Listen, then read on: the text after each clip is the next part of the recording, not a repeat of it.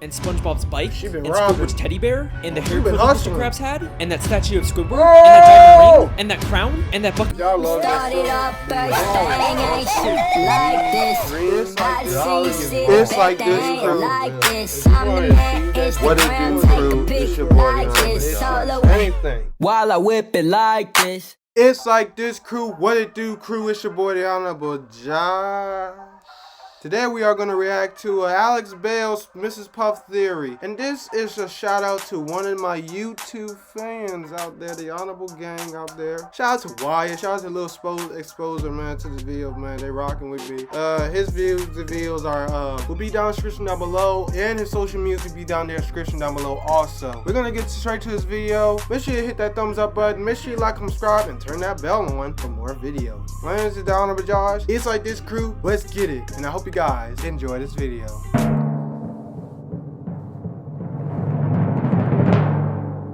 Mrs. Puff is a boarding school teacher in Bikini Bottom. She's passed all of her students except for one, SpongeBob SquarePants. He ain't He's passed taken him. her driver's test hundreds of times, and he always ends up failing it and causing destruction and chaos that usually ends up with Mrs. Puff going to jail, despite it not really being her fault. We also know that she was once married, but her husband was killed by fishermen. That's my driving teacher, Mrs. Puff. Mrs. Puff? Oh, she's married. Oh no, Mr. Krabs, she's single. Then what happened to Mr. Puff? She doesn't like to talk about it. Throughout the show, there are moments like this that seem to be hinting at her having a dark, mysterious past. And in Season 2, Episode 10, No Free Rides, we get the biggest clue about who Mrs. Puff really is. After SpongeBob fails the driving test yet again, Mrs. Puff has just had it with him, and ends up just giving up and giving him his license, even though he never really passed. She quickly realizes that this is a horrible idea, and he'll probably end up destroying the entire town. What the freak? So much destruction. This report. How is he gonna pass the test? He always messes up every single time he gets a chance. Like, stop giving the man a chance and just fail him and spell him. I don't know. Reporter asks why. Local consensus places the blame on this negligent, selfish driving instructor who. Remember this clip, because it's going to be very important later on. Hair. And then she says this insanely revealing line. What have I done? Everyone will know that I let him slide through school. I'll have to move to a new city, start a new boating school with a new name. Oh, Not again.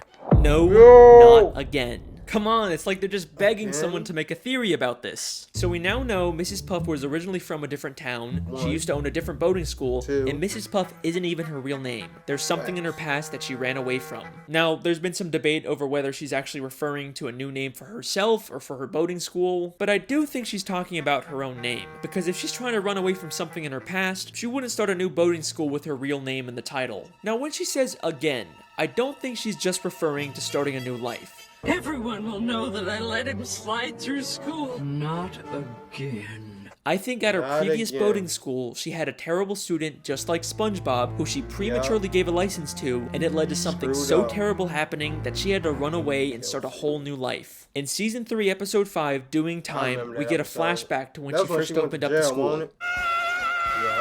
Where did I go wrong? With the opening of my new boating school, I pledge that as long as a student is willing to learn, I shall never give up. Hi, I'm SpongeBob SquarePants. With the opening of this new boating school, let's keep in mind that this is not her first boating school. Maybe the whole reason she's making this pledge now at her second school is because she gave up on a student at her previous school, and that led to her having to run away and start a new life. She's pledging to never make the same mistake again. Now let's skip ahead to one of the newer episodes. Season 12, Episode 21, Lighthouse Louie, where Mrs. Puff has SpongeBob organize all the stuff she keeps in the school's lighthouse. There's lots of interesting things hidden in the background, but the first thing that caught my eye was this file labeled Mrs. Puff. It makes sense for a teacher to have files on all their students, but why would she have a file about herself? But let's remember, she's not Mrs. Puff. That's a fake identity she created. And I'm willing to bet all of her fake identification documents are in this file. Back in No Free Rides, she just gives SpongeBob a license that she already had for him. So she clearly makes these licenses and would probably know how to make fake identifications. But that's not the only hint about Mrs. Puff's past in this lighthouse. There is something in here that directly confirms all of this. As SpongeBob swallows all of Mrs. Puff's junk, we see something very interesting for only a few frames. Deranged boat teacher makes getaway. 10 seasons later, and the creators are still hiding stuff about Mrs. Puff fleeing her old life. It might not look like it at first, but we actually get a ton of new information from this newspaper. This is from the New Kelp Post, which tells us Mrs. Puff originally lived in New Kelp City. Then there's a caption that reads, distracts authorities with balloon animals. And do you remember that clip from the beginning? I hope I still remember how to do this. Yeah. So whenever Mrs. Puff makes a getaway or commits a crime, she leaves behind a balloon animal to distract the police. I'm telling you guys, these writers don't just do stuff randomly, they have reasons for everything. And the most damning piece of evidence from this newspaper is actually the picture of Mrs. Puff.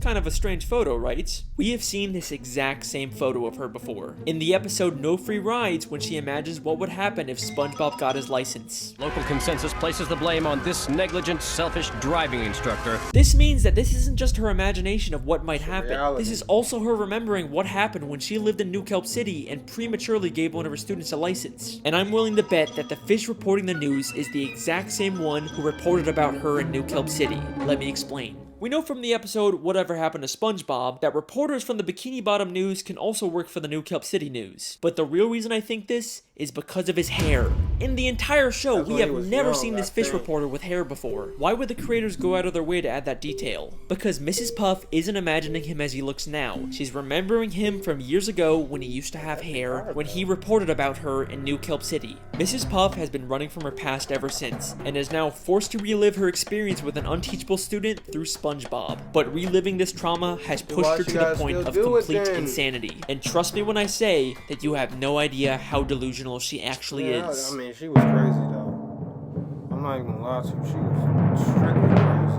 Another running gag throughout the series is Mrs. Puff's occasional nervous breakdowns or moments of insanity because of SpongeBob, and they get more severe as the show continues. At first she did care for SpongeBob, but in the newer episodes she literally tries to kill SpongeBob just to get him out of her life. Even SpongeBob just walking up to her gives her severe PTSD. Hi, Mrs. Puff. Ah!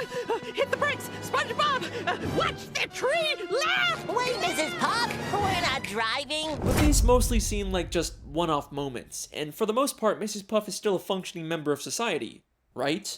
I'm going to show you that she's actually much more insane and delusional than you may think. And some of the episodes she's in take place entirely in her own head. If we're talking about how insane Mrs. Puff is, there is no better place to start than the episode Doing Time. Once again, SpongeBob fails the boating test and causes destruction and chaos, which leads to Mrs. Puff going to jail. SpongeBob keeps breaking into jail to try and bust her out, but Mrs. Puff actually prefers being in jail over teaching him. We actually get another interesting line about Mrs. Puff's past in this episode. Okay, you can do this, Puff. You can get through this without losing your sanity. Oh, that's a road we don't want to go down again. So we know that Mrs. Puff has lost her sanity she in the been in jail past, again? probably Oh, from her snap. previous terrible student. But it She seems like used she's to it. recovered since She then, used to that except life. in this episode she has a complete mental breakdown. SpongeBob keeps appearing in impossible places until she gets thrown into solitary confinement, where each wall of the room transforms into a giant SpongeBob face. And then the episode ends in a way that's so weird and confusing that it rivals the infamous gorilla episode ending. As Mrs. Puff freaks out, she's suddenly transported back into the beginning of the episode when SpongeBob was taking the test. Except this time, SpongeBob gets arrested instead of her. Help! Help! No! This is not a good time! No! I can't believe it. It was all a dream. I'm not going to jail. Why would you go to jail? You already did your time.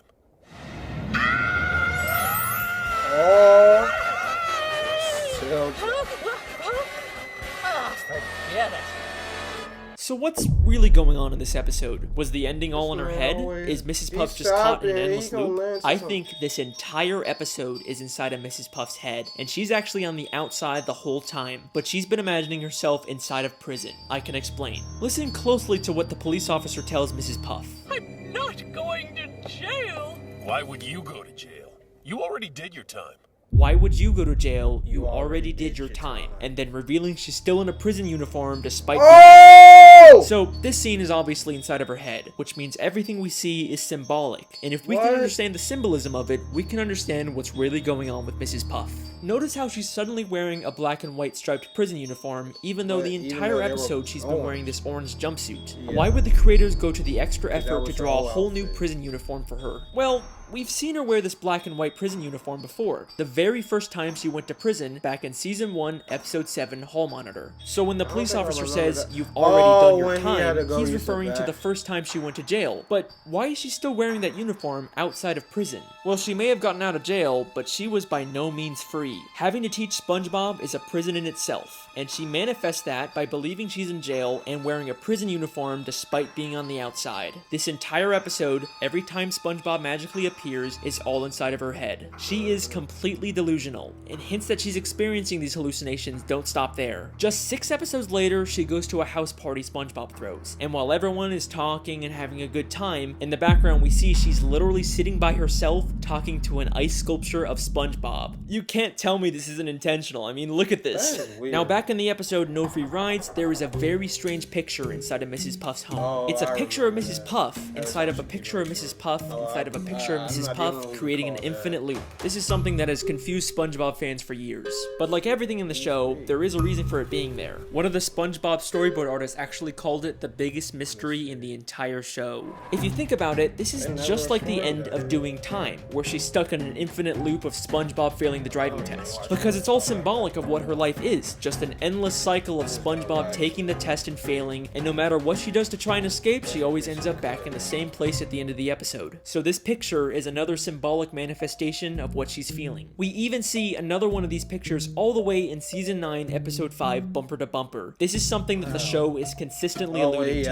Mrs. Puff is an unreliable narrator, and anything we see with her could potentially all be inside of her own head. In fact, I believe I found another episode that takes place inside of her head. In Season 9, Episode 17, SpongeBob Long Pants, SpongeBob goes to a different boating instructor and actually gets his license. But as soon as he does, we briefly cut to Mrs. Puff waking up. You pass. I finally got my driver's license! Lock your doors, bar your windows, it's the end of the world! Now, this seems like it's probably just a throwaway gag where Mrs. Puff somehow senses that SpongeBob got his license, and it causes her to wake up and freak out. You know, it's a good bit, it's funny, but I have a question. If the joke is that she's supposed to be waking up at the exact time SpongeBob gets his license, how come she wakes up at night when SpongeBob clearly gets his license during the day? Because this entire episode actually takes place inside of Mrs. Puff's head. And this is the only part of the episode in the real world.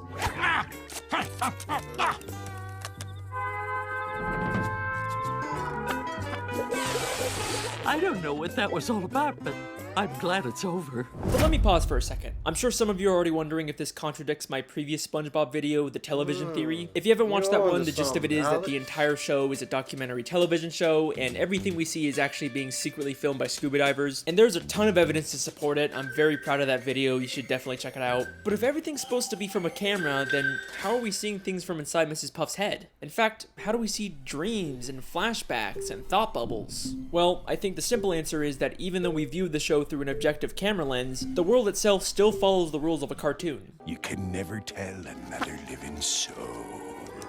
Wait, hold on! What's that? My pen is out of ink. Plankton! You'll never get me formula, not even in a flashback. In the world of SpongeBob, you can imagine something and other people can still see, record, or interact with it because that's just how cartoons work. Back to the theory, we know that her insanity has caused her to live a life of delusion, but if you remember back to the Lighthouse episode, she's also become an extreme hoarder, and looking at her collection of junk is like a look directly into her mind, so there's gotta be something we can learn about her from it. There's a picture of her boyfriend, Mr. Krabs, the hall monitor belt she gives her students, the mean drawings her students make her, SpongeBob's diary, a boating safety helmet. Wait, SpongeBob's diary? SpongeBob's diary?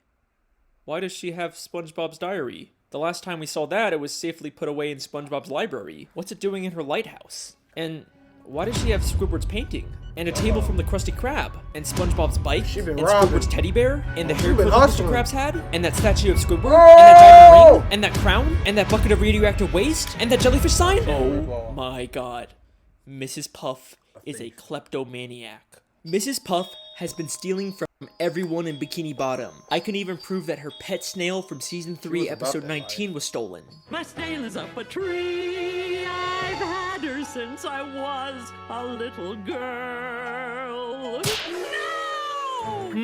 You've had that snail since you've been a little girl, huh? Oh, that's why and he how was- come that is the exact same snail Squidward had 4 episodes Dang, I ago in remember the these Great Snail episodes. Race? I wouldn't let Snelly here play with that mongrel mutt. She's our purebred. See, she even has her own papers. He even has her paperwork. Mrs. Puff clearly stole the snail from Squidward. But why the hell would Mrs. Puff steal all this other junk? What possible use could she have for any of it? We could find the answer to that question by looking at this green hat and this purple jacket. These were gifts Mr. Krabs bought her on their first date, but she ended up feeling uncomfortable receiving them and gave them back to him. I'm afraid I just don't feel comfortable accepting all these gifts. Except apparently she's not too uncomfortable to steal them back afterwards. So clearly Mrs. Puff isn't stealing this stuff because she wants to use it. She just steals for the thrill of it. Maybe stealing things is her way of coping with the insanity of her everyday life. And remember, this isn't the first time she's gone insane. You can get through this without losing your sanity. Oh, that's a road we don't want to go down again. In fact, I have reason to believe that she started stealing things way back whenever she first went insane.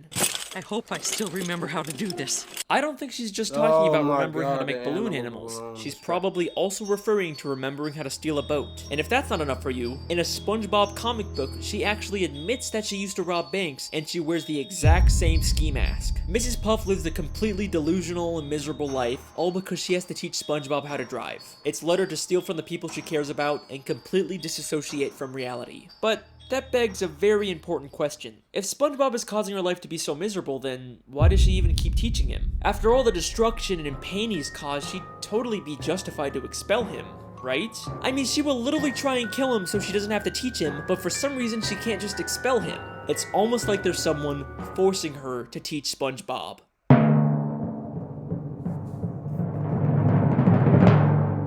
Back to the episode No Free Rides, after prematurely giving SpongeBob a license, she steals his boatmobile so he can't hurt anyone. In the end, this causes her to get arrested and go to jail, but then SpongeBob tells her this. And besides, the warden says she'll let you go early if you do her a favor. What's that? Free driving lessons! She'll get to leave prison early if she gives free driving lessons. That seems like an oddly specific requirement. And that's not the only time this gets mentioned either. In Season 9, Episode 5, Bumper to Bumper, we get this scene. If only SpongeBob could pass his boating test, he'd be out of my life once and for all. Unfortunately, I keep getting reminded of the consequences if I get too angry with the little nuisance. Consequences. Are you telling me that if she refuses to teach SpongeBob specifically, she'll be violating her parole and get sent back to jail? Why does the prison even care if Mrs. Puff teaches SpongeBob? Is it just part of some weird community service? But things start to get really suspicious at the end of Season 7, Episode 5, Summer Job. Once again, Mrs. Puff ends up in jail, but this time she's forced to go to a prison boating school. Oh, wow! A driver's education class! Good day, class! How was he allowed to teach if he don't know how to drive? I must be having a nightmare! What's he doing here? Ugh. Dear Mrs. Puff, I'm following in your footsteps and got a job as a driver's ed teacher for the summer. Who in their right mind would hire SpongeBob to do this after he's literally destroyed the city countless times while driving? Is this just another one of Mrs. Puff's delusions? Or is the prison intentionally forcing her to be around SpongeBob just to torture her? I mean, look at the way the guard forces her to sit there and listen to him. Get me out of here!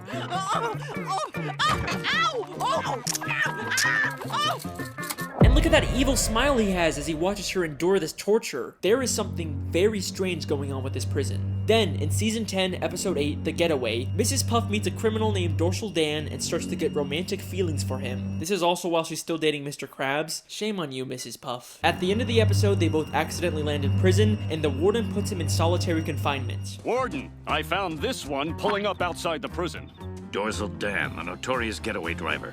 Toss him in the clink. I'll wait for you, my little tenderfoot. In or out of jail, this prison will stop at nothing to make sure she is alone and miserable. But why? Who's behind all of this? Why would anyone care this much about torturing Mrs. Puff? Who's the mastermind pulling the strings? Well, maybe it has something to do with her old life in New Kelp City. Maybe she crossed someone and they've been plotting their revenge ever since. But I've looked in every single frame of New Kelp City, and there is nothing connecting it back to the prison. I've looked literally everywhere, and there's not a single person from the city that has anything to do with Mrs. Puff. Well, I mean, maybe except for the literal warden of the prison she's being kept in! He may be hiding slightly off screen, but that is clearly the same warden of the Bikini Bottom prison. And this isn't some random background character that the show reuses all the time. He is a very distinct character. You can call me out on the Squilliam video all you want, but not this time. But wait a second.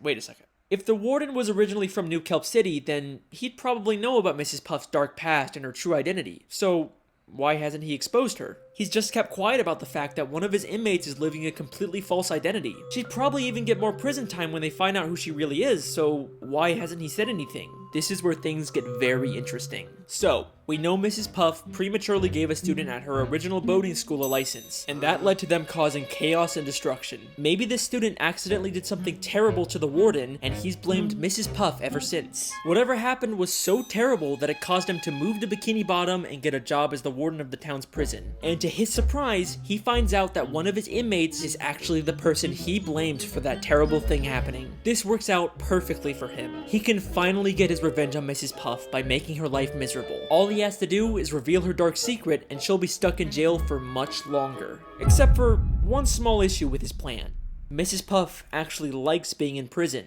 1 day down, 2,528 to go. Oh, that's just shy of 4 years without SpongeBob. I'm going to enjoy this. So, he comes up with a new plan. Keep Mrs. Puff secret and let her out of prison early, but only under the condition that she has to teach SpongeBob. He's literally turning her normal life into a prison. And he makes sure going back to prison to avoid SpongeBob isn't even an option for her anymore, because he'll make sure that SpongeBob is always in there with her. And he's not gonna let her escape and start a new life like she did in New Kelp City. He makes sure to give her an ankle bracelet that doesn't let her leave Bikini Bottom. I can't even leave town without violating my parole. He is the mastermind who's been controlling everything this entire time. But guess what? His insidious plan doesn't even end there. This is not the first time we've seen the Warden character. We first see him in Season 4, Episode 2, Crabs vs. Plankton. In this episode, Plankton slips on some water in the Krusty Krab and decides to sue Mr. Krabs for everything he owns. And then guess who shows up out of nowhere and offers to be Mr. Krabs' lawyer? What I really need is a good lawyer. Whoa, did somebody say lawyer? Richard A. Bottom Feeder, attorney at law. I couldn't help but notice that despicable display. Richard A. Bottom Feeder, the warden of the Bikini Bottom prison, is also apparently a lawyer? That's kind of strange. Those both sound like major careers. You usually wouldn't imagine someone being both. Then he says he'll be Mr. Krabs' lawyer completely free of charge. So, how much is this gonna cost me? Actually, I won't charge a dime unless we win.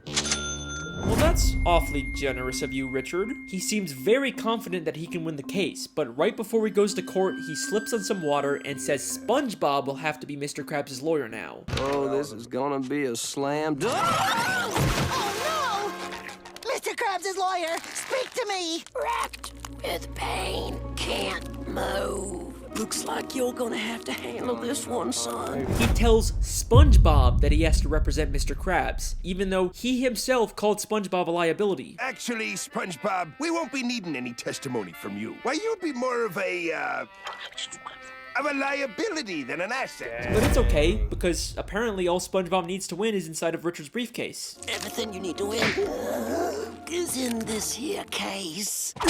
Really? Everything? Except when SpongeBob gets to court, he realizes that Richard never gave him the combination to the case. It's, all in here. Really? Yep, right in here. Is there a problem? Your lawyer didn't give me the combination. Either Richard A. Bottom Feeder is the worst lawyer in history, or this is all part of his elaborate plan to ruin Mrs. Puff's life.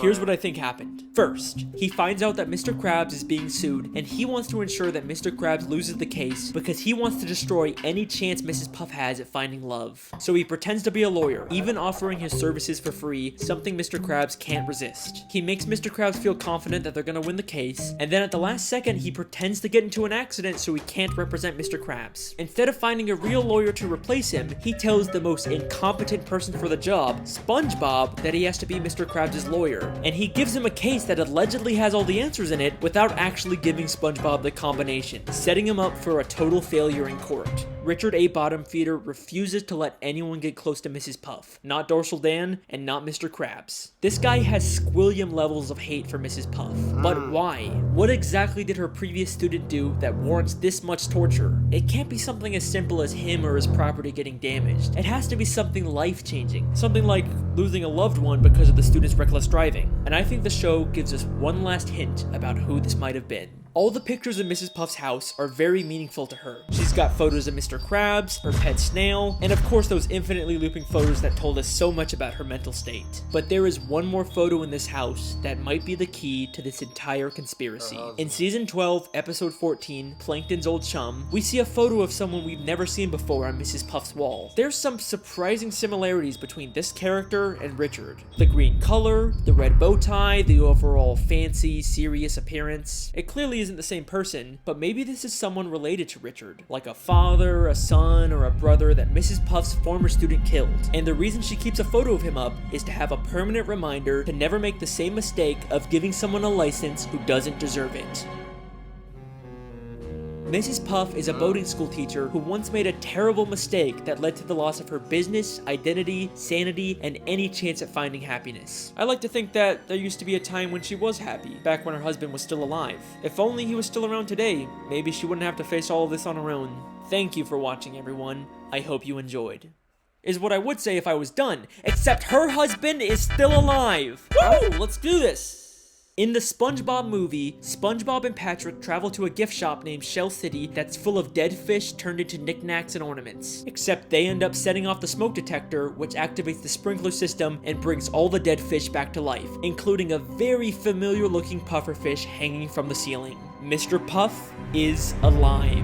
Well, wait a second. If he's alive and he escaped, then why hasn't he gone back to Mrs. Puff? Why is she still alone? Because remember, she ran away from their home in New Kelp City and started a new identity. So sadly, Mr. Puff has no way of finding her. The tragedy of Mrs. Puff's story is that her happiness is just a city away, but she can never even leave town because that would violate her parole. Richard A. Bottomfeeder probably even knows her husband is alive and is making sure they're never reunited. As the name says, Richard really is a bottom feeder. This video took a ton of time and effort to do all the research for, so I really hope you guys enjoy. Thank you for watching, and thanks to NordVPN for sponsoring. Alright folks, that's to conclude this video. Hope you guys enjoyed this video. Did make sure to like, comment, subscribe. It's like this crew. Peace. Hey guys, I hope y'all enjoyed the new video. I know I have been gone for a long time, and I'm pleased to tell y'all guys the Honorable One is back in full action. New videos back soon and later. You know, the Honorable One's back. The button, you know, go up there and like, follow, and comment on my social media if y'all want more action from the Honorable One. And I swear to you that this will be the best year. 2021 will be the Honorable year. We're gonna hit 1,000 subscribers by the end of the year. Our goal is to hit 10,000. We can get that fast. We already broke 2 goals. Y'all already know, bro. I do this for y'all and I love y'all. Have a nice weekend. Have a nice night. Have a nice day. Anywhere y'all go, even at school, I still love y'all. You do your work. Do your homework everywhere. Study hard. Keep grinding, you know. I might sell this hat and change some shades, y'all. But look, hope you guys enjoyed these videos. Make sure you like and subscribe. It's your boy, the Honorable Josh. It's like this crew.